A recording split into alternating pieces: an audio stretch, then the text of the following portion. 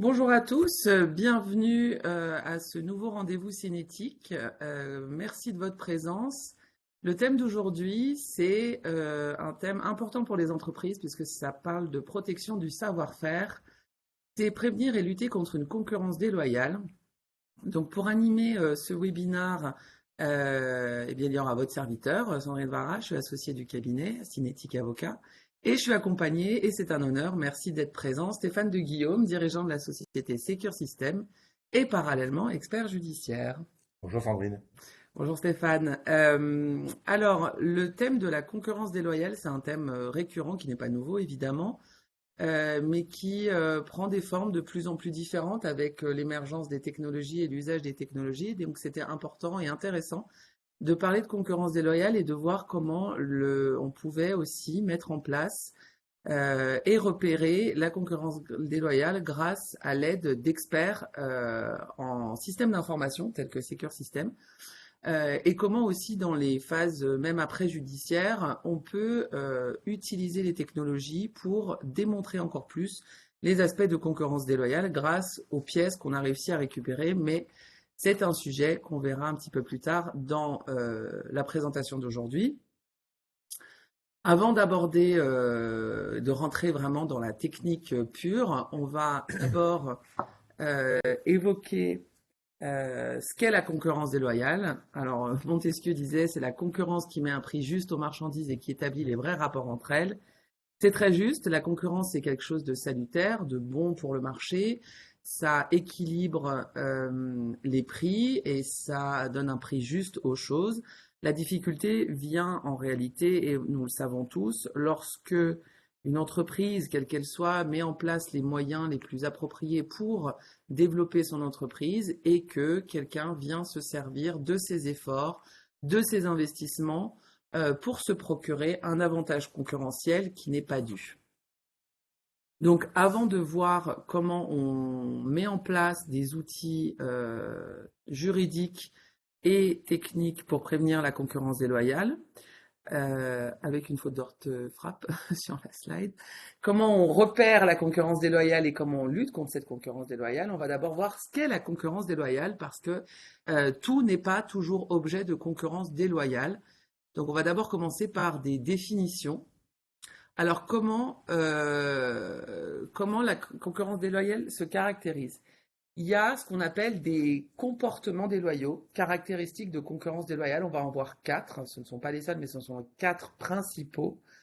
Et c'est quand on identifie ce type de comportement qu'on va aller creuser et voir si effectivement on tombe dans la concurrence qui est déloyale. Parce que ce qui est vraiment important, c'est le caractère déloyal de la chose. Dans ces types de comportements déloyaux, il faut savoir que chaque cas est unique. C'est-à-dire que moi, je vais vous présenter les cas généraux les plus communs de concurrence déloyale, mais chaque dossier de concurrence déloyale est spécifique et les faits vont toujours être euh, vraiment atypiques à chaque entreprise. Donc, je vous donne les grandes lignes générales et puis après, pour ceux qui pourraient être malheureusement concernés par le sujet, vous pourrez identifier à dans quelle catégorie vous seriez susceptible de relever. Alors, le dénigrement, c'est un des premiers comportements déloyaux dans le commerce de manière générale, c'est le fait de jeter le discrédit sur une entreprise concurrente. Le fait d'avoir forcément des propos péjoratifs, malveillants à l'égard d'une entreprise qui fait ou pas d'ailleurs la même chose que vous, qu'une entreprise. Alors, c'est voilà des exemples, c'est rabaisser les aptitudes professionnelles, c'est un concurrent dont vous ou qui dit de vous que vous ne faites pas les choses de manière professionnelle, ou qui rabaisse la qualité ou la fiabilité de vos produits, ou la manière dont vous les utilisez. Il faut savoir que le dénigrement, c'est vraiment, il faut retenir le caractère malveillant pour retenir le comportement de dénigrement.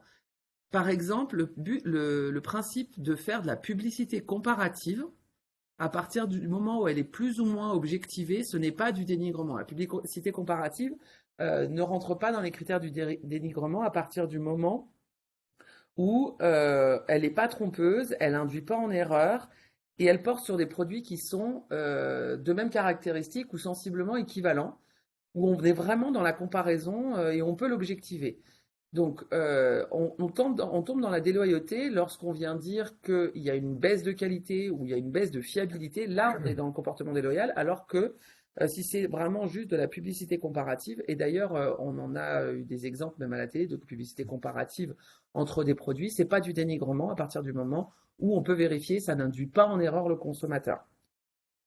Oui, Sandrine, je voulais rajouter quelque chose dans ton introduction tout à l'heure. Euh, il y a quelques années, effectivement, la concurrence déloyale, ça pouvait être effectivement des produits manufacturés. Donc derrière, il peut y avoir des usines, des productions, de la production physique. Là, maintenant, de plus en plus, effectivement, on est à l'ère du numérique. Détourner le trafic d'un site web, par exemple, pour faire de la pub ou autre, ou des choses qui tournent autour de ça, c'est effectivement euh, quelque chose qui est lié à la concurrence déloyale. En fait, on a la possibilité de détourner le principe actif de l'entreprise très facilement, en plus des fois sûrement à distance. Et pour rebondir sur le dénigrement, c'est vrai que nous, on a eu à traiter différents types d'affaires qui se déroulaient essentiellement sur les réseaux sociaux. Alors, même le plus connu, en tout cas au niveau professionnel LinkedIn, on a eu des affaires où effectivement des personnes se cachaient derrière des profils, plusieurs, à l'étranger, pour dénigrer des entreprises françaises. Voilà.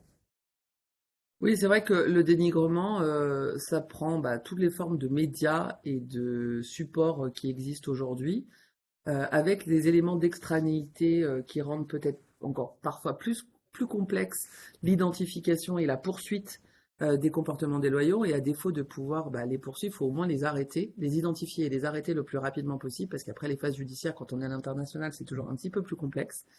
Mais au moins savoir les repérer et savoir les arrêter, c'est déjà avoir une attitude saine pour l'entreprise. Et moi, c'est vrai que je le dis souvent aux clients, le principal quand on est victime de concurrence déloyale, c'est de la faire cesser le plus rapidement possible. Les questions indemnitaires, les questions de procédure judiciaire, elles sont presque annexes et c'est vraiment l'étape d'après à laquelle il faut pas, sur laquelle il ne faut pas se concentrer. Il ne faut pas se concentrer sur l'indemnitaire tout de suite. C'est vraiment, il y a une priorité, c'est arrêter la concurrence déloyale. Et à plusieurs reprises, d'ailleurs, ça m'est arrivé dans les dossiers, le fait de faire arrêter la concurrence par la société qui se livre à ces pratiques, quand on est sur des éléments en France, quand c'est Mmh. vraiment une poursuite qui est presque facile, entre guillemets, de me retrouver avec une société adverse qui tombe en liquidation judiciaire pour avoir à éviter ou qui se place en liquidation judiciaire pour éviter avoir payé quoi que ce soit. Alors certes, on n'obtient pas l'indemnité, mais on a rempli le premier objectif qui était de faire cesser la fuite, faire cesser la concurrence déloyale, et ça c'est vraiment le principal. Mais on reviendra sur les moyens judiciaires juste après. Après le dénigrement, on a un autre comportement déloyal qui est la confusion. Et la confusion, c'est le fait de créer dans l'esprit d'un client l'impression d'une assimilation ou d'une ressemblance entre des entreprises qui sont concurrentes ou entre les produits qu'elles vendent. C'est vraiment de faire en sorte de plus distinguer une entreprise d'une autre. Et la confusion, elle prend beaucoup de formes, parce qu'on peut parler de la vente de produits similaires, mais c'est pas vraiment ça. C'est l'imitation de tout ce qui rend unique une entreprise, de tout ce qui fait son identité. Et c'est, pas par exemple, et c'est le cas le plus classique, c'est l'imitation de son nom, de son enseigne, de son site internet, de sa charte graphique, de toute sa visibilité sur les réseaux, qu'ils soient physiques ou dématérialisés. Et souvent, la confusion, c'est un élément supplémentaire à d'autres comportements déloyaux. C'est-à-dire que là, on va en voir quatre. Souvent, ils se cumulent. Et celui qui se cumule le plus, forcément, c'est la confusion, parce que au-delà de, par exemple, dénigrer, on va essayer. Enfin, en général, dénigrement et confusion, on les met pas ensemble, parce que si on dénigre, on ne veut pas ressembler. Mais on les verra après. Le fait, par exemple, de faire du parasitisme économique, on verra ce que c'est derrière. L'objectif, comme c'est l'objectif, c'est de se mettre dans le sillage. On essaye aussi de se mettre dans le sillage de l'identité. Comme ça, au moins, les entreprises et les clients confondent. Oui, je voulais rajouter juste un point, effectivement, cette partie de confusion. Alors, en ce moment, la partie la plus émergée de l'iceberg, c'est ce qu'on appelle le typo squatting ou cyber squatting. C'est en fait la modification de nom de domaine ou l'usurpation de nom de domaine On en a, on va dire, une image grand public. Si tout le monde regarde les publicités de Comme J'aime ou sans les citer ou Carglass, dans leur publicité actuelle grand public, ils sont obligés de rajouter carglass.fr, comme j'aime.fr. Pourquoi? Parce qu'en fait, il y a des petits malins qui, on va dire, ont déposé des noms de domaine, peu importe leur extension, peu importe l'orthographe. Et quand vous tapez juste comme j'aime ou Carglass, vous allez retrouver dans les listes, directement sur Google, si on prend Google par exemple, des noms de domaine qui sont des noms de domaine effectivement usurpés, qui se retrouvent quand même en bonne position par rapport aux noms de domaine légaux. Ça, c'est la première chose. Donc là, Oui, qui ça arrive à peut bien être, se voilà, référencer. bien se référencer. Mm. Hein, nous, on a eu à faire à des affaires comme ça, en fait, où il y avait des noms de domaine qui avaient été déposés. Alors, c'était pas pour faire de la confusion, c'était pour faire de l'attaque, hein, directement. Et puis l'autre partie, c'est effectivement le phishing. C'est-à-dire, en gros, vous allez déposer des noms de domaine qui sont similaires pour tromper l'utilisateur final, pour qu'il réceptionne le mail et qu'il clique sur un lien, la plupart du temps qu'on lui a donné. Donc là, effectivement, ce n'est pas la concurrence des web, mais ça remet en... Bon, ça peut avoir aussi des conséquences sur l'image de la société. Alors Mm. si, oui, parce que les redirections de sites web, quand on prend un nom, que ce soit même pas forcément Mm. du typo-squatting, mais vraiment du Mm. cyber-squatting avec une extension différente pour rediriger quelque part d'autre. Mm. Là, on est dans de la concurrence déloyale puisqu'on est dans de la manipulation de trafic Mm. web. Et aujourd'hui, c'est vrai que c'est difficile avec les mots-clés, avec les Google AdWords, etc., de voir, de le voir tout de suite. Il y a aussi pas mal de jurisprudence sur, pour le coup, les codes sources et les mots-clés qu'on met dans les codes sources des sites qui aident au référencement sur les moteurs de recherche. Et il y a eu des cas dans lesquels des concurrents utilisaient la marque adverse Ah oui. qu'ils mettaient dans le code source pour que lorsque quelqu'un fait la recherche de cette marque concurrente, tombe sur leur site. Donc, ils détournaient le trafic comme ça dans les codes sources. Mm. Euh, Ça existe beaucoup sur Amazon, ça. C'est en gros quand vous tapez des noms de produits qui ne sont pas là, qui ne sont pas référencés parce que bah, la marque va les protéger, ne va pas utiliser ce canal-là pour diffuser, par exemple. Eh bien, en fait, soit Amazon, mais surtout des concurrents, mettent en mots-clés, effectivement, les références de leurs concurrents pour que lorsque quelqu'un va taper directement sur le moteur à l'intérieur de l'application Amazon ou directement sur le site, on va vous sortir, on vous dit pas que c'est des articles similaires, hein, parce qu'il n'y a pas la fonction, c'est pas intégré, mais par contre, c'est tagué avec ces mots-clés-là et ça ressort en premier.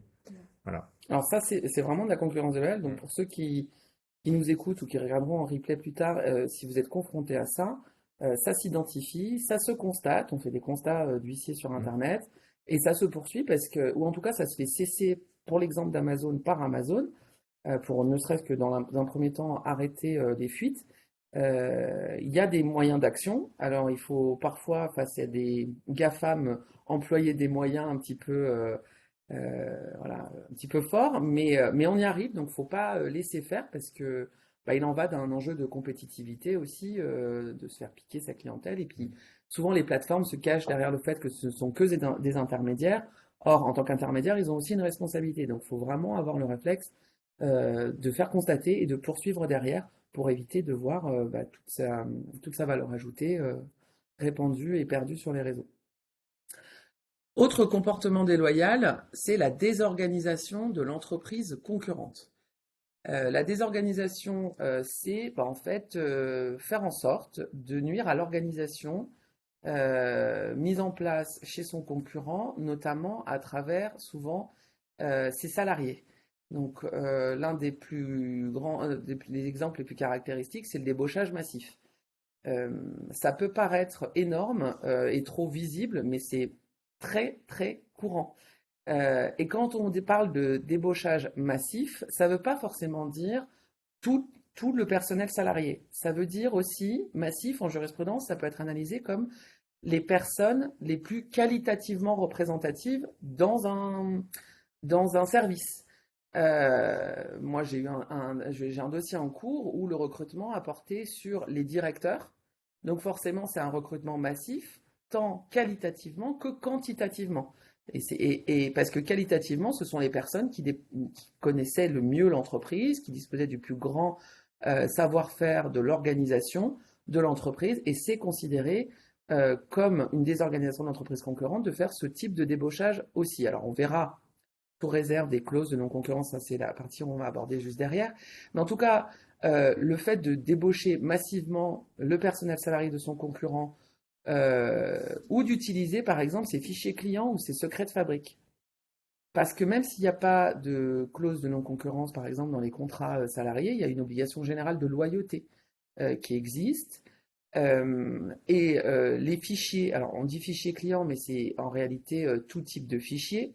C'est quand même assez fréquent de retrouver dans les dossiers que la concurrence déloyale se repère par l'intermédiaire d'un ancien salarié qui a utilisé les fichiers, soit client, prospect, pour faire la diffusion de communication auprès de sa nouvelle entreprise. Et c'est comme ça qu'on repère.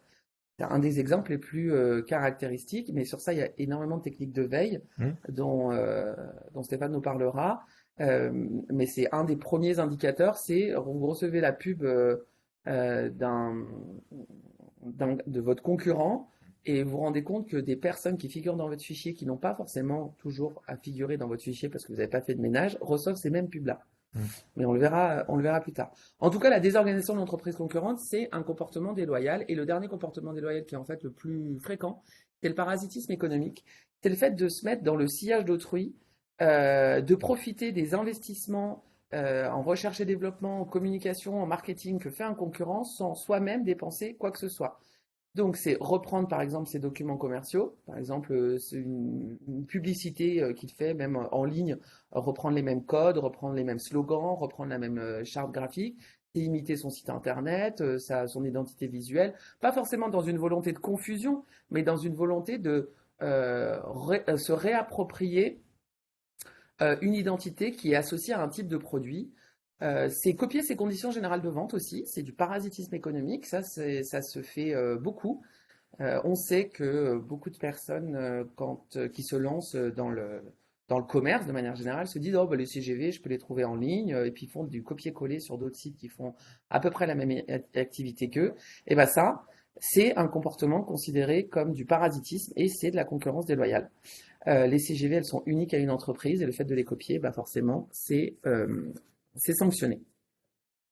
Donc voilà pour les principaux comportements déloyaux. Et maintenant, on va voir donc les trois étapes des actions à mener pour lutter contre la concurrence déloyale. Donc il y a d'abord la prévention, parce que avant de lutter, si on a mis en place beaucoup de techniques de prévention, ça facilite la tâche. C'est repérer, parce que plus vite on s'aperçoit qu'on est victime de concurrence déloyale, plus vite on arrête les vannes et on en subit le préjudice. Et après, c'est lutter et les moyens judiciaires à mettre en œuvre pour se faire indemniser. Alors sur la prévention d'abord, il y a deux types de prévention. Je vais parler du premier type de prévention qui est plus juridique, avant de passer la parole à Stéphane pour une prévention plus technique. Sur la prévention juridique, elle passe par des rédactions de clauses vis-à-vis de ses salariés dans les contrats de travail, mais aussi vis-à-vis de ses partenaires commerciaux. La première des clauses à laquelle on peut penser, c'est la clause de non-concurrence. C'est une clause qu'on connaît tous, qu'on décide ou pas de mettre dans les contrats de travail, c'est un choix de l'employeur. Mais en tout cas, c'est le fait d'interdire à un ancien salarié, lorsqu'il quitte l'entreprise, d'aller travailler pour une entreprise concurrente dans un temps déterminé, parce que la clause de non-concurrence, forcément, elle a des critères de validité. Il faut qu'elle soit proportionnée aux intérêts légitimes de l'entreprise, il faut qu'elle soit limitée dans le temps, limitée dans l'espace. Elle doit tenir compte des spécificités de l'emploi salarié. Si c'est un emploi salarié qui n'existe que dans un seul secteur et qu'on empêche la personne du coup de trouver un travail sans déménager à l'autre bout du pays, c'est peut-être disproportionné. Donc voilà, les spécificités de l'emploi sont prises en compte et surtout elle doit faire l'objet d'une contrepartie financière. Donc ça, c'est un critère qui est important, donc qui parfois explique pourquoi les clauses de non-concurrence ne sont pas présentes, parce que comme il faut les indemniser financièrement, ça peut coûter de l'argent à l'employeur, donc le choix n'est pas toujours fait de mettre une clause de non-concurrence. L'autre type de clause, c'est une clause de non-débauchage ou non-sollicitation de personnel qui est davantage utilisé dans la relation commerciale, avec des partenaires commerciaux. L'objectif, c'est d'éviter voilà, un déplacement de ces salariés d'une entreprise à l'autre. Donc ça, c'est vraiment dans les contrats commerciaux, notamment dans les SS2I Ouais, ou les ESN. dans les ESN. Voilà, c'est une clause qui est assez standard dans ce milieu-là pour éviter que bah, forcément on a eu quelqu'un en mise à disposition pendant 6 mois, 8 mois, 1 an, 2 ans pour des missions parfois très longues, qui d'un coup se retrouvent bah, débauchés par l'entreprise auprès de laquelle il était mis à disposition. C'est une clause voilà, qui existe dans certains domaines d'activité, mais qui en réalité peut se dupliquer dans tous les domaines d'activité. Et un troisième type de clause à prévoir, c'est la clause de confidentialité, qui elle peut s'appliquer aussi bien aux salariés qu'aux partenaires commerciaux, qui est moins forte que la clause de non-concurrence, mais qui forcément vient appuyer le fait que le salarié ou partenaire commercial est tenu d'un devoir de loyauté, d'un devoir de confidentialité, et donc on peut aller au moins border et prévenir. Quand on a ce type de clause, on indique aussi à son salarié, son partenaire commercial qu'on est vigilant, qu'on fait attention. Donc c'est aussi une forme de dissuasion de déjà dire attention, moi je fais attention à mon savoir-faire, donc je prévois des clauses de confidentialité et je suis vigilant par la suite à ce que voilà, étalé au grand jour.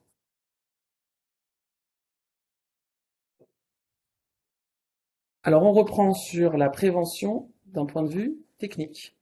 Voilà, donc comme le disait Sandrine à l'instant, en fait, euh, cette partie préventive, on va dire juridique, est souvent doublée d'éléments techniques. Alors, c'est vrai que ça, dans ce que je vais vous montrer ou présenter, ça peut paraître lourd, mais c'est en fait les entreprises qui se sont fait, entre guillemets, avoir une première fois. C'est presque le bouclage de la boucle, hein, de mettre en place ce type de choses. Une fois que ça nous est arrivé, au moins une fois, on réfléchit un peu à ce qu'on aurait dû faire en fait à l'époque. Donc là, on vous fait le travail inverse en vous disant effectivement les trois étapes et la prévention en premier. Alors, effectivement, pour prévenir la concurrence déloyale, ça va tourner, vous allez voir, sur pas mal d'outils de veille. Alors, un des outils de veille, ou en tout cas de ce qu'il faut regarder, on en parlait tout à l'heure, c'est tout ce qui tourne autour des noms de domaine, hein, donc le nom de domaine, l'extension, la typologie du nom. Donc en fait, voilà, nous, c'est des choses que l'on fait avec Sandrine sur un certain nombre de clients pour effectivement suivre en fait, la communication numérique de clients pour voir ce qui se passe. Alors, soit c'est effectivement dans cette optique-là, soit nous, on a eu des attaques, comme je citais tout à l'heure, de clients dans lesquels des noms de domaine ont été déposés en amont d'une attaque future, hein, pour une arnaque au président, pour un changement de RIB illégal, ou des choses de ce type-là, hein. Donc en fait, après avoir remonté a posteriori, on va dire, l'affaire, on s'est aperçu qu'une semaine avant l'attaque, il y avait un nom de domaine qui avait été déposé. Vous aviez par exemple une société qui s'appelait toto.fr. Ben, en fait, une semaine avant, en Roumanie, avait été déposé toto.eu et ils vont utiliser ce nom de domaine-là pour créer une boîte mail et puis attaquer derrière. Bon, voilà. Donc ce n'est pas la concurrence déloyale directe, mais en tout cas, ça a des conséquences, hein, de le suivre.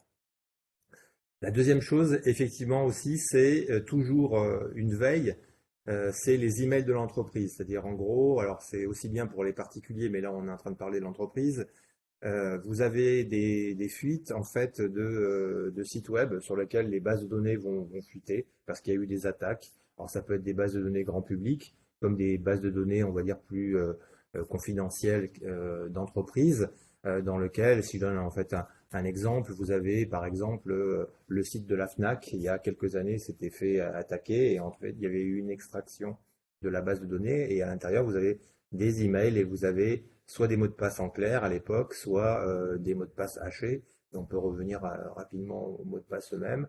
Donc en fait, le fait de suivre ça, ça vous permet de savoir si quelque part sur le web ou en tout cas essentiellement sur le dark web, il n'y a pas une base de données qui a fuité et qui contenait des informations de votre entreprise, des emails associés à des mots de passe, hein, parce que un email associé à un mot de passe, nous on a eu des affaires dans lesquelles effectivement on avait fait des interrogations sur le mail du chef d'entreprise on avait retrouvé son mot de passe et il se trouvait que c'était le mot de passe du compte admin de l'ERP qui avait été installé une semaine avant. Il nous a dit, mais comment vous avez fait? Bah, on n'a pas fait grand-chose, en tout cas, à ce niveau-là. On avait juste fait de la veille et il avait utilisé le même mot de passe. Hein, donc c'est un peu basique, hein, mais bon, c'est comme ça que une grosse partie des pirates attaquent. Ah, mais souvent, Hein. c'est grossier. Oui.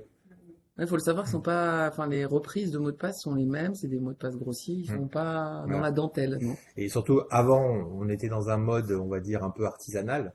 Maintenant, on est dans un mode industriel. Donc, en gros, c'est même plus des malveillants ou des pirates qui attaquent, c'est des machines qui vont tester en masse. Vous avez la correspondance entre votre adresse mail et votre mot de passe, et la machine va tout tester, va tester votre compte Facebook, LinkedIn, Netflix, bon, tous les comptes dans lesquels il y a une potentielle valeur, hein, vont être testés en automatique pour retrouver effectivement un match et qui permet de rentrer. Voilà. Donc ça, c'est aussi une veille, parce que d'ailleurs, ça peut déclencher effectivement soit des attaques, soit de la concurrence déloyale. La même chose sur effectivement ce que disait Sandrine tout à l'heure. Hein. Qu'est-ce qu'on dit de vous sur les réseaux? Donc en fait, voilà, on ne peut pas. Nous, on a eu des affaires dans lesquelles le client, en fait, on a informé le client de ce qui se passait pour son entreprise, hein, parce qu'on le suivait depuis longtemps, par exemple, hein, des clients qu'on avait mis ou des prospects, hein, qu'on avait mis entre guillemets sur surveillance, on va dire bienveillante, hein, c'était juste pour voir ce qui se passait un peu sur leur réseau. Effectivement, on s'est aperçu que il y avait des commentaires, hein, qui étaient notamment sur LinkedIn, hein, qui étaient mis, et ce que disait Sandrine tout à l'heure, c'était en fait des Canadiens, hein, une entreprise concurrente canadienne. Alors, c'est un peu tiré par les cheveux, mais bon, ça existe, hein, effectivement, qui indirectement leur en voulait. Donc on va dire c'est une veille aussi. Bah, le commerce est mondial, donc les Voilà. attaques, elles Hein, peuvent venir de toutes parts. voilà. Et puis, alors là, ça rejoint un peu, en fait, c'est quelque chose de massif, ça dépend un peu de l'entreprise, mais c'est vraiment quelque chose de très important. Et nous, c'est entre guillemets grâce à ça aussi que derrière on peut agir ou on agit, ou en tout cas les actions correctives qu'on met en place, ce sont des choses de ce type-là. En fait, c'est des outils de gestion de parc, hein, on va dire au sens large. Alors la plupart du temps, effectivement, ça touche le prestataire informatique, hein, qui normalement doit avoir ce type d'outil quand vous commencez à avoir un parc un peu conséquent pour administrer à distance ce parc. Vous devez avoir ce type d'outil. Alors, je ne vais pas citer de marque ou quoi, mais bon, en fait, c'est le principe. Sachez que ne pas oublier les téléphones. Alors, j'ai mis après derrière clé USB, chiffrement des disques. C'est en fait des actions préventives. Nous, on a été amené à intervenir sur des affaires où on nous a demandé effectivement, on verra peut-être après dans le point 2, mais en fait, à retrouver des documents qui avaient fuité et on a pu montrer que effectivement une clé USB avait été insérée à tel moment dans tel ordinateur et que la clé USB était de telle référence et tel type de document. En fait, elle était identifiée vraiment à une personne et certains types de documents sont sortis. Hein, ça, c'est le premier point. Et le chiffrement, ça, c'est aussi quelque chose d'assez important. C'est que si par exemple vous faites voler ou vous égarez votre ordinateur, alors sur le téléphone, c'est par défaut, c'est chiffré. Hein, c'est-à-dire qu'en gros, à chaque fois que vous mettez votre index ou votre doigt ou vous tapez votre code, la mémoire est déchiffrée on va dire en live. C'est pas le cas par défaut sur les ordinateurs. Donc en fait, il y a des outils de chiffrement, notamment le plus connu, on va dire, qui est vendu en standard par Microsoft, c'est BitLocker, hein, qui permet de chiffrer le disque et qui permet, si jamais on a été amené à intervenir sur des affaires où le disque, même si on le récupère pour faire du forensic, comme il est chiffré, vous ne pouvez pas faire grand-chose, hein, dessus. Hein, voilà. Donc ça, c'est au moins, vous savez que votre ordinateur, ben, en fait, il est dans la nature peut-être, mais au moins c'est une brique. Hein, Mais voilà, inexploitable, ouais. c'est inexploitable. Alors après, Ouais. les outils préventifs, une fois qu'on a mis en place ou pas certaines choses, bah, il faut savoir repérer et être attentif aux indicateurs qui permettent de signaler qu'il y a une potentielle concurrence déloyale qui s'exerce. Alors, avant de reprendre sur les exemples techniques, des exemples de la vie courante, euh, lorsque vous entendez des clients ou ça peut venir, voilà, le signalement peut venir de vos propres clients ou de personnes qui vous connaissent bien et qui disent ah, est-ce que tu as vu que cette entreprise, elle faisait ça, etc. Il faut aller voir parce que souvent, c'est qu'ils ont dû repérer qu'au-delà de la simple similarité de vente de produits ou de services, il doit y avoir une reprise de vos slogans ou de votre méthode de travail, ou ils ont connaissance qu'un salarié était parti d'une entreprise, de votre entreprise par là-bas. Donc ça, c'est le premier indicateur, c'est quand autour de vous, on vous parle d'une entreprise concurrente sans raison particulière de vous en parler. Lorsque vous voyez, quand vous ciblez des publicités qui sont proches des vôtres, des articles de presse qui reprennent vos éléments ou vos produits, par exemple, récemment, on m'a fait part d'une entreprise, enfin un client qui me dit quelqu'un prétend dans un article de presse de grand public, proposer la même prestation que moi avec la même machine que moi, alors qu'en réalité, je sais que c'est pas la même machine. Et en fait, il se sert de toutes les caractéristiques techniques des produits haut de gamme que moi je vends pour attirer une clientèle et la détourner parce que en réalité, la prestation qu'il vend est de qualité inférieure et il la vend à un prix inférieur. Sauf qu'en faisant une comparaison et en utilisant les produits qui est devant lui, alors je vous donne pas les produits en question pour pas tomber dans violation de secret professionnel, mais en tout cas se servir de la qualité de produit fait par un concurrent alors qu'on vend quelque chose de moins bonne qualité à un prix inférieur, donc forcément qui n'est pas de la publicité comparative non plus, c'est un indicateur que quelque chose se trame. Lorsque soudain, dans votre personnel, il y a une fuite, vous avez plusieurs collaborateurs qui quittent l'entreprise, alors de manière concomitante ou sur une période plutôt rapprochée, c'est pas forcément le même jour, mais ça peut être sur une période de 3 mois, sur une période de 6 mois où vous avez un départ alors massif, encore une fois, qualitativement et quantitativement. Vous avez des personnes affectées à des postes stratégiques de l'entreprise qui s'en vont tous en même temps. C'est un indicateur. Et puis, l'indicateur, quand on cumule ça avec d'autres indicateurs, on se dit, oula, il est en train de se passer quelque chose, au-delà d'un problème, d'une conjoncture économique défavorable, parce que bon, on est en train de passer quelques années pas forcément d'un coup, une baisse d'activité, c'est que peut-être il y a un détournement de clientèle, donc un détournement de chiffres. Et donc, il faut être vigilant, il faut avoir des tableaux de bord qui permettent de repérer des baisses soudaines de chiffres. Alors, je voulais déjà rebondir sur le dernier point là que tu étais en train de citer, Sandrine. C'est vrai que nous, on a été amenés à travailler sur une affaire, on en parlera peut-être sur le slide suivant, mais où effectivement, c'était le directeur commercial qui avait quitté l'entreprise, hein, le directeur commercial d'une entreprise lyonnaise, industrielle, et qui, on va dire, donc on a vu qu'il était, qu'il travaillait maintenant chez le concurrent, hein, et 6 mois après, on va dire, deux de ses commerciaux sont arrivés dans l'entreprise concurrente.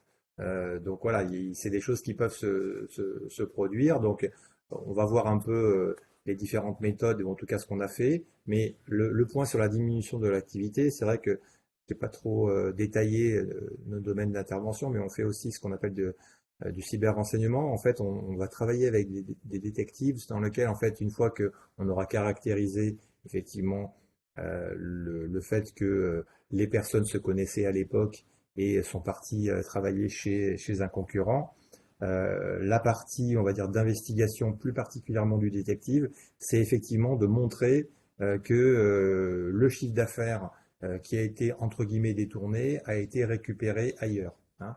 Donc en fait, il y a des investigations qui sont faites, donc il y a des moyens hein, pour faire ce type de choses, pour essayer d'identifier, on va dire, une permutation de chiffre d'affaires. Alors ça peut être complexe quelquefois, mais bon voilà, c'est des choses qui peuvent être faites, et de toute façon, on va dire, au niveau de la justice, c'est ce genre d'éléments qu'on attend. Voilà. Oui, parce que dans l'investigation, alors il y a la cyber-investigation et puis il y a l'investigation, j'ai envie de dire, in real life, dans la vraie Ouais. vie. Évidemment, c'est toujours fait avec des moyens légaux. puisque c'est aussi en prévision d'action judiciaire. Donc il faut que la preuve soit Mmh. valablement récupérée pour être valablement produite en justice. Et s'entourer d'entreprises de cybersécurité pour mettre en place la veille et repérer sur les réseaux, c'est une chose, mais aussi d'entreprises qui peuvent aller faire euh, de l'investigation dans les voies publiques, c'est aussi un moyen de repérer s'il y a une fuite quelque part. Et c'est vrai que tu parles du directeur commercial, c'est souvent ça, c'est le directeur qui part et ses équipes qui suivent quelques temps après. Donc ça, c'est vraiment, il faut être attentif à ça, parce que dès qu'il y a un directeur qui part, il faut se demander. Alors, il peut y avoir une volonté de suivre humainement quelqu'un, et puis Ouais, il peut c'est y sûr. avoir aussi quelque chose de plus malveillant derrière. Voilà. Bon, ça, oui, effectivement, c'est assez courant. Et là, effectivement, dans l'affaire, euh, ce qu'on nous a demandé, en fait, si on donne l'exemple sans effectivement, bien sûr, les citer, on nous a demandé, c'est effectivement, est-ce qu'à l'époque où il était salarié, il avait déjà des contacts, alors pas des contacts juste bonjour, au revoir, mais des contacts, on va dire, avancés, avec potentiellement des documents qui ont fuité à l'époque où il était salarié. C'est-à-dire, en gros, à l'époque des faits, hein, lorsqu'il était encore salarié de l'entreprise A, il est allé vers l'entreprise B, est-ce qu'à cette époque-là, il y a eu de la diffusion de documents? Et là, c'est passé effectivement par des éléments numériques, hein, donc des mails, des clés USB et autres, hein. Donc, effectivement, lorsque les faits sont avérés, on va avoir une analyse en profondeur des moyens numériques. Dans l'exemple que je vous citais, effectivement, c'est l'entreprise A qui nous a mis à disposition les ordinateurs et téléphones de la personne qui est partie chez le concurrent, hein. Donc, c'est du matériel de l'entreprise et on a eu à investiguer dessus pour regarder si, à l'époque des faits, il y avait eu des liens numériques, hein, bien sûr, hein, c'est tout ce qu'on pouvait regarder, hein, sur ces deux outils, c'est un ordinateur et un téléphone. Donc, par rapport aux moyens, effectivement, on a vu toute la veille qu'on aurait pu faire. Si on a eu une veille, on a un suivi un peu de tout ça. Et puis, après, une analyse en profondeur des moyens numériques, des ordinateurs, des téléphones, pour regarder, alors j'ai mis des exemples, hein, des fichiers qui auraient été effacés, quand, à quel moment, hein, les formes, nous, on a même eu à récupérer des fois des arborescences de disques durs qui peuvent être typiques, hein, puisqu'ils peuvent, Mm. suivant comment elles sont faites en profondeur, euh, on va dire, avoir le savoir-faire de l'entreprise, hein, et si comme par hasard, allez, on va dire comme par hasard, on va retrouver exactement la même arborescence très complexe, même des fois avec certains fichiers C'est qui du portent, parasitisme. voilà, hein, qui Mm. portent les mêmes noms. Euh, on a eu à travailler dans des affaires comme ça, chez des avocats, chez des notaires. Voilà, donc c'est des choses qui arrivent. Euh, une analyse en profondeur aussi de tout ce qui est correspondance, hein, donc classique, hein, des emails effacés, des SMS effacés, des WhatsApp, des Skype, hein. Nous, on a eu beaucoup d'affaires de ce type-là, hein, où alors, on a eu aussi des affaires qui c'était pas du parasitisme ou de la concurrence déloyale, mais où effectivement il a fallu récupérer des conversations WhatsApp sur des téléphones de l'entreprise. Voilà, et puis après, issu des MDM, essentiellement des outils de log, hein, sur la vie de l'ordinateur. On ne le sait peut-être pas, mais à chaque fois que vous allumez un ordinateur, à chaque fois que vous rentrez votre nom, à chaque fois que vous déplacez votre souris, bien sûr, hein, que ça soit sur des PC, des Mac, des ordinateurs Linux, vous avez des logs, hein, qui permettent de fonctionner, hein, on va dire, l'ordinateur. Et ces logs-là, on va dire, sont récupérés par des sociétés comme les nôtres pour faire du forensique et faire de l'analyse pour voir exactement ce qui s'est passé. On fait aussi pas mal d'actions de ce type-là. Alors nous, on a nommé ça proximité numérique à l'époque des faits, hein, c'est réussir à démontrer. Donc là, c'est pas uniquement un mail, hein, ça peut être pas mal de choses, mais démontrer que à l'époque des faits, deux personnes avaient un lien, soit sur des réseaux sociaux, soit effectivement des liens sur des échanges de correspondance. Voilà. On nous demande dans le chat si on peut réellement effacer complètement les logs ou les données, ou si en fait avec les méthodes d'investigation, rien n'est réellement effacé à jamais. Alors, Parce que souvent, la technique, c'est le oui, salarié oui. s'en va, il efface tout, et Ouais. on se dit, bah, en fait, de toute façon, je vais rien retrouver puisqu'on a tout effacé. Alors, Mm. est-ce que vraiment, quand on efface quelque chose, ça disparaît à jamais? Il y a 99% de chances qu'on retrouve effectivement des traces, même si vous avez effacé. En fait, pour vraiment effacer un ordinateur, alors c'est encore plus vrai pour Windows, il faudrait carrément le détruire. Là, au moins, c'est bien effacé. Le problème, c'est quand vous laissez un ordinateur sur lequel un Windows a été installé, il y a tellement de choses à l'intérieur que même si vous effacez des fichiers, outre le fait que vous pouvez les récupérer, hein, suivant comment ils ont disparu, vous avez quand même les traces de tout ça. Donc en fait, il y a tout un tas de choses qui ne se voient pas, même qui sont des fois concomitants, hein. Vous rentrez, nous on a eu des affaires où on a pu retracer l'historique de localisation de personnes uniquement avec comment dire, l'historique des Wi-Fi qu'ils ont vus. C'est-à-dire en gros, euh, vous ne savez pas, mais en fait Windows enregistre les points Mhm. d'accès qui sont autour de vous, même s'ils s'y connectent pas, hein. Donc tout ça c'est tracé. Windows, par exemple, bon, je donne l'exemple de Windows, mais bon, c'est pareil pour tous, hein. Quand vous mettez une clé USB, chaque clé, on va dire, a un identifiant unique, et cet identifiant unique est stocké à certains endroits, hein, de l'ordinateur. Donc en fait, avec les outils de forensique, on arrive à retrouver effectivement toutes ces traces-là. Donc le fait que effectivement cette clé a été insérée, pour rebondir sur ce que disait Sandrine tout à l'heure, sur les constats 145, effectivement, on a été amené à travailler sur des affaires où on a réussi à démontrer que le numéro de série de la clé qui avait été insérée dans tel ordinateur, eh bien c'est la clé qu'on a retrouvée soit chez un confrère, soit directement au domicile privé de la personne concernée. Voilà. Merci pour cette transition Mmh. parce que justement, on va parler de ces fameux constats 145 dans le cadre de la lutte contre la concurrence déloyale. Là, on a vu ce qu'on peut faire en amont, qu'on peut repérer comme indicateur qu'il se passe quelque chose, qu'il faut aller investiguer peut-être plus en profondeur. Et dans ce cas-là, il y a peut-être des choses à mettre en place. Alors, dans la lutte, la concurrence déloyale, elle est soumise à 3 critères juridiques pour pouvoir être poursuivie. La première, c'est qu'il faut démontrer un acte constitutif de concurrence déloyale, c'est-à-dire un comportement caractéristique de la concurrence déloyale, le dénigrement, la confusion, le parasitisme économique, les éléments que j'ai évoqués tout à l'heure. Donc il faut un acte déloyal.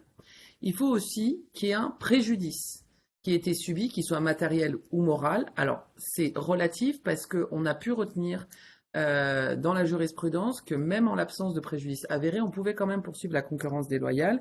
Et d'ailleurs, c'était dans une affaire assez récente de parasitisme où la Cour de cassation, alors c'était en 2021, a estimé qu'on pouvait retenir un parasitisme même en l'absence de perte de chiffre d'affaires ou de perte de clientèle, parce que le comportement était suffisamment caractérisé pour annoncer cette future baisse de chiffre d'affaires ou de perte de clientèle. Elle n'était pas forcément constituée à l'instant T, parce que les mesures justement appropriées avaient été prises au bon moment pour éviter ce préjudice. Mais en tout cas, le préjudice, s'il n'existe pas, il est très potentiel. En fait, il va arriver, enfin, en tout cas, il va exister. Et puis, c'est un lien de causalité entre les deux. Alors, c'est les critères de la responsabilité classique en droit. C'est il faut une faute, un préjudice et un lien entre les deux. C'est-à-dire que Mmh. s'il y a une faute et un préjudice par ailleurs, mais qu'on n'établit pas le lien entre les deux, c'est pas constitutif de concurrence déloyale et c'est pas suffisant pour engager la responsabilité. Après, une fois qu'on a donné les critères juridiques, il y a plusieurs étapes à suivre, procéduralement parlant, des choses à mettre en place pour sanctionner et se faire indemniser. La première chose, quand on dit constat 145, c'est de demander l'autorisation au président du tribunal de De commerce ou commerce, ouais. judiciaire, suivant la nature de L'affaire, ouais. l'affaire, de se faire autoriser à aller procéder à un constat dans les locaux de l'entreprise ou chez le personnel de l'entreprise concurrente, avec un huissier de justice qui peut être accompagné de la force publique, d'un serrurier, d'un expert informatique, pour aller rechercher des preuves. On appelle ça constat 145 parce que c'est fondé sur l'article 145 du Code de procédure civile. Voilà, c'est tout bête. Ça, c'est en réalité la première chose qu'on fait quand on est alerté, nous, par nos clients qui nous disent, oh là, il se passe quelque chose, j'ai repéré ça, ça et ça. C'est-à-dire qu'il faut déjà des indices. On ne peut pas demander l'autorisation d'aller fouiller chez le concurrent sans avoir un motif légitime et des vrais soupçons qui sont déjà avérés. Il faut quand même montrer, parce que c'est aussi le travail du président du tribunal de commerce ou du tribunal judiciaire, de vérifier la légitimité de la demande et que ce ne soit pas du coup du parasitisme, d'aller voir ce qui se passe ailleurs et d'aller fouiller chez l'adversaire alors qu'en réalité, il n'y a pas vraiment de soupçon. Donc déjà, il y a un travail. Les outils qu'on a vus avant permettent de donner des indicateurs et des premiers indices qu'il est en train de se passer quelque chose, sauf que pour avoir la preuve vraiment irréfutable, il faut qu'on aille voir sur place. Moi, je sais que, par exemple, dans un dossier que je traite actuellement, ce qui avait notamment motivé une autorisation que j'avais obtenue, c'était deux choses. C'était le fait que mon client avait repéré un log d'une clé USB externe dans son système informatique qui portait le nom de son entreprise concurrente. C'est-à-dire il avait vu ça informatiquement et il avait fait une capture d'écran en disant je comprends pas ce que c'est. Première chose, d'où la nécessité de faire toutes ces veilles sur ses réseaux et sur son système d'information, un système informatique de manière générale. Et la deuxième chose, c'est il est tombé sur un bon de commande de ses produits au nom de l'entreprise concurrente, mais qui était exactement présenté comme lui, à la faute d'orthographe près. C'est-à-dire que ça aussi, c'est une technique que moi je donne à mes clients, c'est dans vos conditions générales de vente, dans vos documents commerciaux, mettez des fautes de frappe. Parce qu'en réalité, quand quelqu'un vient vous copier, il ne fait pas attention à la faute de frappe, il ne fait pas attention à la faute d'orthographe, et il la copie, et c'est ce qui permet après de dire, bah, vous voyez, ils ont copié parce qu'ils ont même recopié les fautes d'orthographe. Donc rien qu'avec ces deux éléments, moi je suis allé voir le président du tribunal de commerce et je lui ai dit voilà, aujourd'hui voilà ce qu'on soupçonne. Et puis on avait aussi des données internes, c'est qu'on savait que plusieurs salariés étaient partis dans cette entreprise concurrente. On ne savait pas encore qui avait fait quoi et comment et à quelle date. Mais on dit on a une concomitance de choses, on a cette clé USB qui a été insérée ce jour-là, qui est le jour du départ de tel collaborateur. Alors pour l'instant on ne fait pas le lien entre ce collaborateur et cette clé USB, mais c'est quand même concomitant. On a ce bon de commande, et comme par hasard, c'est la directrice commerciale qui est partie. Donc, potentiellement, elle est partie avec les fichiers qu'elle a elle-même préparés pour le compte de son employeur quand elle était salariée de l'entreprise. Donc voilà, et avec ces trois éléments-là, le départ des salariés tous au même moment, le bon de commande et la clé USB, j'ai obtenu une autorisation d'aller repérer dans l'entreprise concurrente. Alors attention, on ne peut pas faire tout et n'importe quoi et on ne peut pas se faire autoriser à faire tout et n'importe quoi non plus. L'autorisation, elle doit être circonscrite à un certain nombre de mots-clés. On doit aller rechercher des choses. C'est-à-dire, on ne dit pas, je veux fouiller l'ordinateur de mon concurrent. Moi, j'ai demandé l'autorisation d'aller vérifier si le nom de mon client figurait là-bas, le nom de ses clients, si son fichier client tel qu'il avait été nommé, si on retrouvait ces fichiers dans l'ordinateur du concurrent. Et donc, il faut cibler. Si une demande d'autorisation générale, elle est annulée après. Donc, il faut vraiment, il y a un travail de ciblage qui se fait en collaboration avec le client, d'ailleurs, pour que la validité du constat par la suite. Parce que si le constat est annulé, en fait, on a fait une opération pour rien. Oui, je voulais juste rajouter quelque chose par rapport à ce que tu dis, Sandrine. C'est vrai que dans les exemples que tu donnes, effectivement, c'est dans l'entreprise concurrente, puisque c'est ce qu'on peut demander la plupart du temps. Nous, on a été amenés à travailler sur des affaires dans lesquelles, effectivement, il y avait l'entreprise concurrente, mais il y avait aussi le domicile de l'ancien salarié. C'est-à-dire qu'en gros, on a été amené à saisir des ordinateurs et des téléphones au domicile et à l'entreprise. Donc ça peut suivre les deux voies, tout dépend effectivement de l'ordonnance qui a été préparée ou en tout cas qui a été donnée. Là, c'est effectivement pour la concurrence déloyale. Nous, on a amené à travailler sur des affaires dans lesquelles en fait c'est un éditeur d'un gros logiciel, on va dire d'un logiciel assez connu, qui, on va dire, va demander une ordonnance, ou en tout cas va faire une ordonnance et un constat 145 pour démontrer que certains de ces utilisateurs utilisent le produit de manière totalement frauduleuse, c'est-à-dire en gros sans payer là ou les licences. Donc là aussi, effectivement, c'est dans ce cadre-là un constat 145 de l'utilisation du produit, de l'utilisation des licences. C'est pas directement effectivement de la concurrence déloyale. Mais en tout cas, voilà, c'est pour montrer la largeur de ce type d'intervention. On intervient effectivement sur la concurrence déloyale pour récupérer des documents, hein, et c'est des documents ou des preuves, on va dire, c'est en fait récupérer de la preuve, Mm. hein, qui va être après utilisée dans la continuation de l'opération judiciaire. Et je rebondis Mm. sur le domicile. Aujourd'hui, alors c'était déjà le cas à l'époque, c'est pas nouveau, mais avec l'augmentation du télétravail, donc du Mm. travail à la maison, le simple fait que ce soit dans la vie privée, le domicile, n'empêche pas d'aller faire ce type de... On peut se faire autoriser à aller chez un salarié, à aller voir sur son ordinateur et même sur son ordinateur personnel. Il faut évidemment expliquer en quoi Ouais, bien ce sûr. n'est pas attentatoire à la vie privée. Il y a évidemment des précautions à prendre, mais surtout à l'heure du télétravail où vous pouvez avoir un collaborateur qui, en même temps que ses heures de travail, va préparer euh, sa prochaine aventure individuelle concurrente, par exemple, et qui va le faire pendant ses heures de travail. Parce qu'on peut poursuivre aussi un salarié pour concurrence déloyale, on peut poursuivre l'entreprise concurrente, mais aussi on peut poursuivre le salarié, quand bien même il a une clause de non-concurrence. À partir du moment où il y a de la déloyauté, on peut poursuivre toujours le salarié si on remplit les conditions pour le faire. Mais en tout cas, on peut aller constater chez son salarié, sur son ordinateur et même sur ses ordinateurs personnels, pour voir s'il n'y a pas eu une fuite de données. Bien sûr, tout ça, c'est encadré. Et est constitutif par principe de concurrence déloyale le fait d'avoir ces fichiers dans l'ordinateur de quelqu'un d'autre.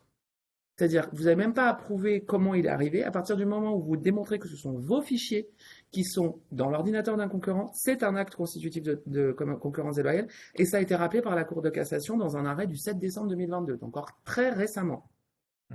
Et d'ailleurs, moi, dans un de mes dossiers, j'ai réussi à démontrer ça. Alors, je ne l'ai pas fait au moment du constat préalable. Je l'ai fait après en cours de procédure, c'est qu'on a fait réaliser le constat et on a récupéré un ensemble de données. C'est-à-dire que l'huissier, accompagné d'un expert informatique, comme Stéphane peut le faire dans le ressort de la Cour d'appel de Lyon, est allé récupérer donc le disque dur, a fait le tri des données que moi j'avais demandé à faire séquestrer, et une fois qu'on avait récupéré ces données, j'ai moi demandé à un expert privé de mon côté de faire une comparaison entre l'ordinateur de mon client et les pièces qui avaient été appréhendées lors du constat et de faire un comparatif.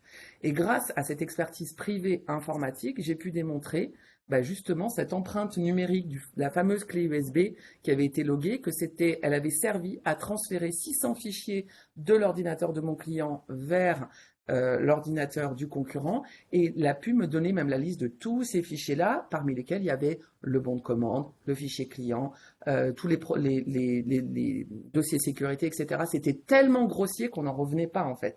Mais finalement, ça arrive assez souvent. La concurrence déloyale subtile, elle peut être difficile à prouver, à repérer, etc.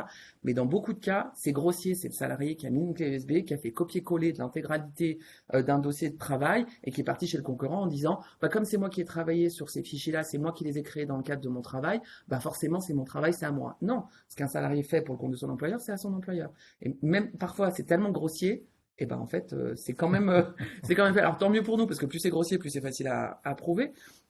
Mais en tout cas, c'est aussi une expertise informatique qui m'a permis de démontrer la concordance du fichier numérique, de l'empreinte de ce fichier qui se trouvait dans l'ordinateur du concurrent, qui n'avait rien à y faire. Mm. Donc les bons de commande, les documents de sécurité, surtout pour une. Alors ça c'est un indicateur aussi. Je l'ai pas, on l'a pas écrit dans les slides, mais ça m'est arrivé à 2 reprises. Il se trouvait que l'entreprise concurrente était toute récente. Elle avait 3 mois d'existence. Et comme par hasard, au bout de 3 mois d'existence, elle recrute les anciens salariés et elle démarre en trombe son chiffre d'affaires. Elle le sort pas de nulle part, son fichier, Ouais, ouais. sa clientèle et. En plus, je te coupe, Non, Sandrine, non, bien mais sûr.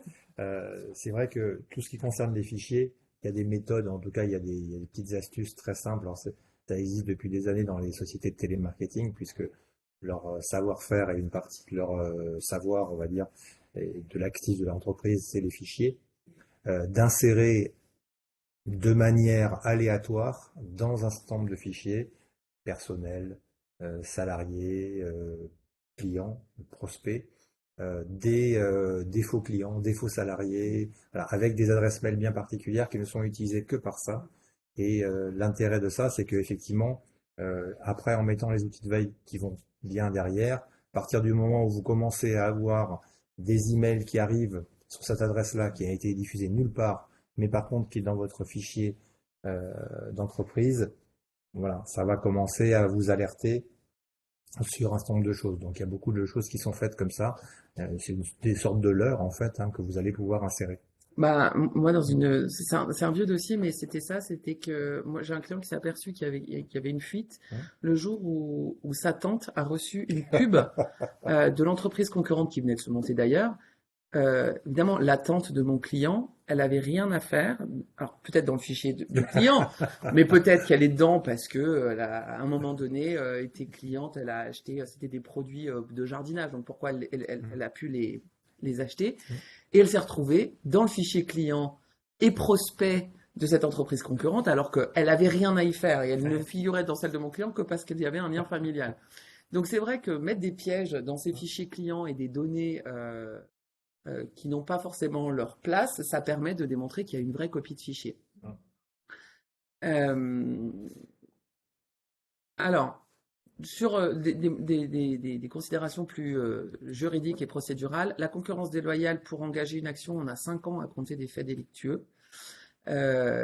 Donc évidemment, il ne faut pas attendre 5 ans parce que le temps presse en matière de concurrence déloyale, c'est une perte de chiffre, c'est une perte de valeur ajoutée, donc le plus tôt le mieux, et puis la priorité c'est de faire cesser la concurrence.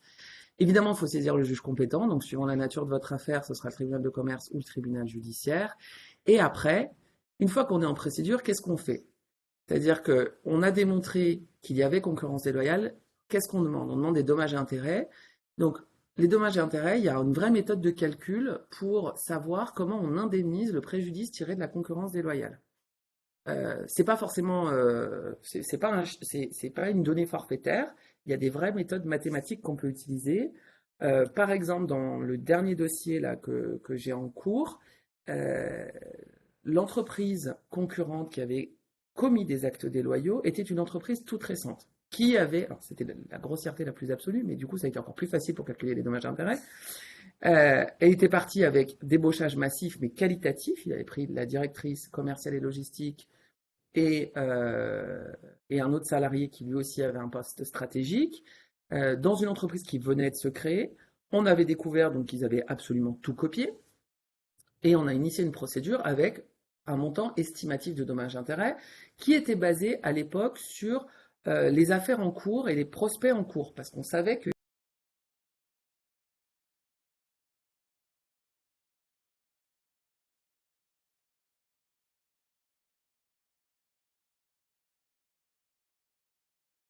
c'est jamais très instantané, on le sait tous.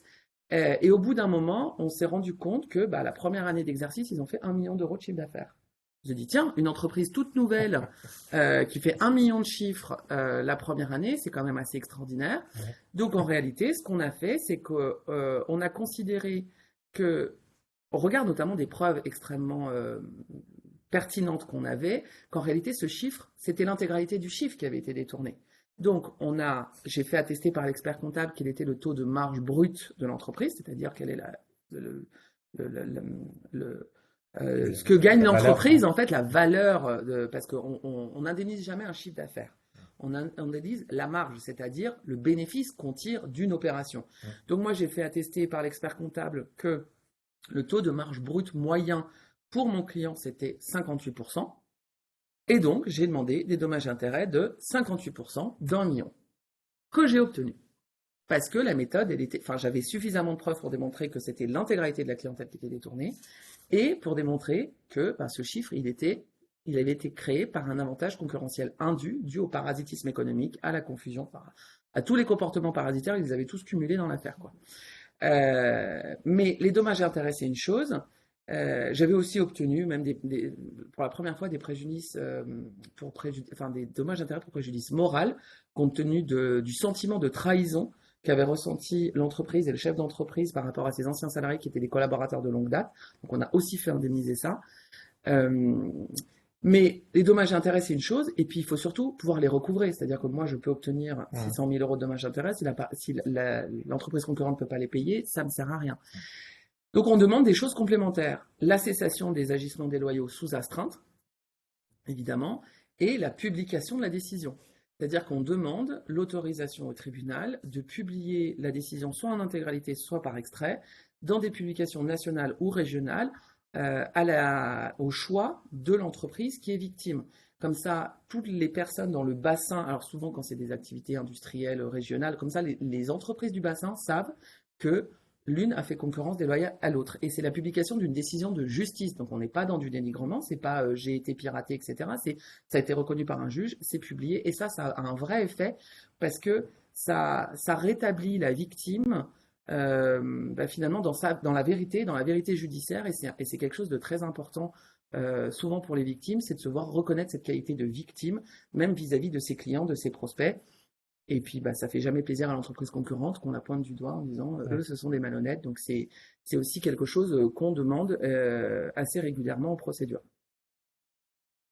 Euh, voilà, on arrive au bout de notre présentation. Est-ce que notre expert voudrait rajouter quelque chose? Non, juste dire que effectivement, on a vu tout au long de notre démonstration que la preuve pouvait recouvrir plusieurs formes et effectivement, la preuve numérique en 2023 est quelque chose de très important, hein, soit en amont d'une affaire, soit pendant une affaire, soit pour clôturer des fois ou en complément euh, de certains éléments qu'on a déjà.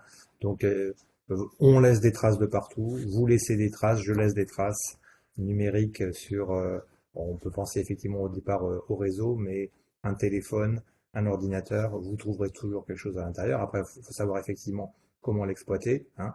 Le but, c'est pour ça qu'on travaille en collaboration avec des avocats et avec Sandrine, ce n'est pas de dire je vais brancher un appareil sur un ordinateur, il va me sortir des éléments. Non, il faut que le travail soit effectivement préparé en amont pour savoir ce qu'on doit récupérer, quelle est la signification de ce qu'on va récupérer et les conséquences que ça peut avoir dans une affaire. Oui, et c'est vrai que c'est plus facile de prévenir que de guérir. Et vis-à-vis du chef d'entreprise, parfois, l'investissement que représente, soit en temps et en argent, les moyens qu'on met en œuvre pour prévenir, n'est pas forcément perçu de manière voilà, incontournable. On se dit, oh bah, moi, ça va pas m'arriver, moi, j'ai des collaborateurs, ça se passe super bien. En fait, non, la concurrence de l'EL, ça intéresse tout le monde, ça peut revenir de partout et mettre en place des outils qui vont permettre, ne serait-ce que de faire une veille, il en va aussi en fait la prévention générale du savoir-faire de l'entreprise. Et il ne faut pas hésiter à investir un petit peu dans ces outils plutôt que d'avoir à subir pendant de longues années des procédures judiciaires même si ce sont celles sur lesquelles j'interviens moi, mais en tout cas, plus on a des outils de prévention, mieux on arrive à faire sanctionner parce qu'on repère plus facilement, on a plus de preuves, et donc forcément, on arrive mieux à démontrer le préjudice qui a été subi quand on a ces outils de veille. Donc, il faut avoir vraiment une démarche préventive en la matière. Et ça concerne tout le monde. Tout le monde peut être victime de concurrence déloyale parce que rien que se faire copier son site internet ou ses CGV, c'est déjà être victime de concurrence déloyale. Ça a l'air de rien du tout, mais c'est déjà quelque chose qui a procuré un avantage concurrentiel indu à quelqu'un qui n'a pas dépensé d'argent pour faire quelque chose que vous avez fait, sur lequel vous avez investi. Donc c'est pas normal, il faut rétablir l'équilibre, donc il faut faire sanctionner ces comportements déloyaux pour une concurrence saine. La concurrence, si elle est saine, elle est bien sûr nécessaire. Voilà, j'ai pas d'autres questions dans le chat. Dans la salle, est-ce que j'ai des questions? Non. Si, j'ai une question, oui. Concernant nominatif, dans le sens, qu'est-ce que on fait de quelqu'un qui juste va, de manière implicite, va faire croire que on parle de son entreprise, mais ne va pas la nommer. Est-ce que vous imaginez que ça devient plus compliqué du coup Alors, effectivement, le fait de savoir s'il faut nommément désigner quelqu'un pour que ce soit constitutif de dénigrement, c'est une vraie question. À partir du moment où on peut identifier, on peut tomber dans le dénigrement. C'est une question parce que forcément, selon les secteurs d'activité, quand on parle de quelqu'un, Quand on est connaisseur du milieu, on arrive à identifier de qui on parle. Donc, si on peut identifier la personne, même sans la nommer, oui, on peut considérer que c'est du dénigrement. Mais il faut vraiment qu'on puisse l'identifier. Très bien. Eh ben, merci pour votre attention. Merci d'être venu jusqu'à nous. Merci pour votre patience en ligne et pour les petits bugs techniques qui arrivent de temps en temps. La formation, enfin le webinaire sera rediffusé en replay prochainement. Et si vous avez des questions, ben, n'hésitez pas par la suite à prendre attache avec nous.